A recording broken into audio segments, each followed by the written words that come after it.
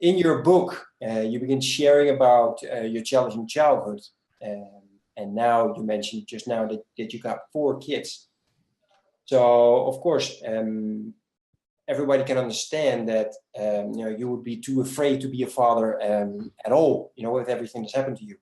Nevertheless, you not only became a father, you started your own project, like you just explained to us, helping other fathers.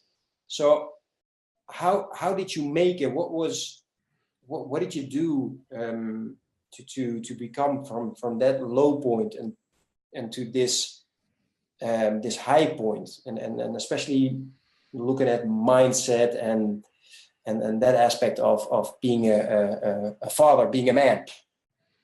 That's a good question. Every man that I've ever come across, me included, reaches a point where they've had enough. They've had enough of something in their life, whether maybe it's their financial situation where they're like, I've had enough. I'm ready to pay down this debt. Or maybe it's their health where they reach a certain weight and body fat percentage and they're like, I've had enough. I'm ready to do something different. I'm ready to hire that trainer. I'm ready to start eating right. Same thing with our relationships. When we're in a really rough marriage, we reach a point where like, I've had enough. Either we work this out or we separate, one of the two. My journey as a father, it just got to that point where I'd had enough. I'd had enough of feeling not up to the task. I had enough of basically having zero confidence with it whatsoever. I got tired of trying to guess my way through it. And I got tired of not being the husband that I know that I could be for my wife, because my wife's an amazing woman. So I'd had enough. And I think when you've had enough, that's when you sidestep your ego. And that's when you say, okay, let's show me the way. Like, I'm done. Like, just show me how to do this. And that's what I did. I sought out mentors. I started my blog. I sought out mentors. I invested in coaching. I invested in masterminds. I invested in books. I had better conversations with people. So instead of talking about the same typical things that we men talk about, which is the weather and, sports and what we did on the weekend and work and everything is good and everything is fine and good, I started having different conversations with people. And most importantly, I learned how to build a band of brothers. And what I mean by that is that's a skill that has been lost over the past probably 5 decades. With the introduction of social media, text messaging, and a lot of things have gotten lost. And sometimes people just don't know how to conversate.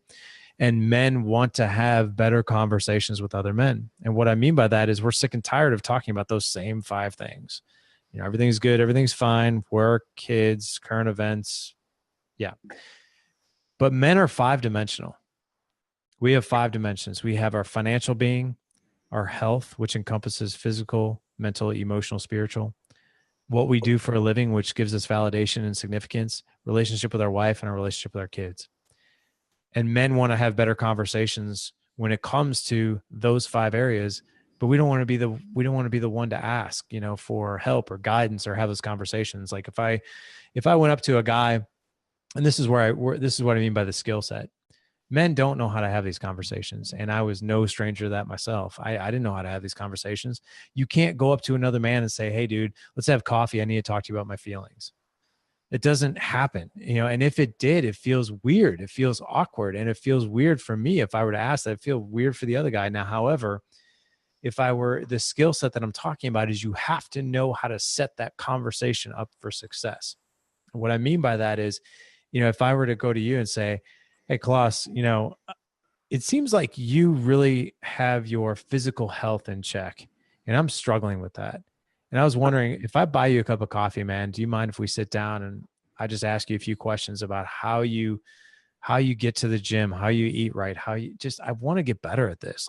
And you would probably, instead of me saying, hey, I want to talk to you about how depressed I am about my weight and I don't feel good naked in front of my wife, you'd be like, dude, what's wrong with you? That sounds weird to me. But what I did in that conversation is I complimented you as I view you as someone who takes care of your health. I was wondering if you could give me advice, which by the way is another compliment, because men love to do that. We love to give advice. We love to problem solve, and we love to be significant in someone else's journey to help mentor that person. So I really learned how to have those better conversations with people, and men in particular, and that's made all the difference. And I would say that's how you can take a man who's broken in one or two or three of those dimensions and give him a band of brothers, or give him someone, or connect him with someone who can help him in those areas.